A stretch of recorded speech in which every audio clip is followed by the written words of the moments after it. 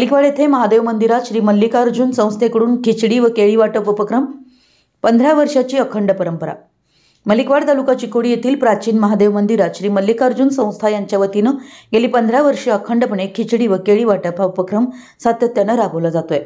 या समाजोपयोगी व भक्तिभावनेतून प्रेरित उपक्रमामागे संस्थापक चेअरमन अण्णासो धोंडीराम इंगळे यांचं सक्रिय आणि दूरदृष्टीपूर्ण नेतृत्व आहे.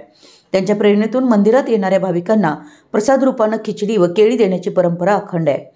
श्रावण मास, महाशिवरात्र तसेच इतर धार्मिक पर्वांमध्ये मंदिरात हजारो भाविकांची गर्दी होत असते.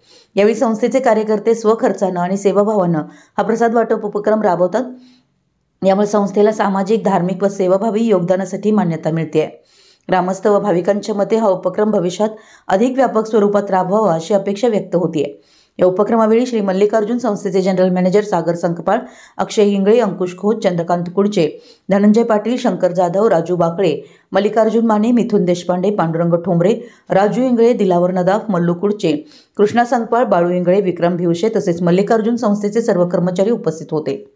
विशाल क्रांती न्यूज प्रतिनिधी अमर माने, मलिकवाड.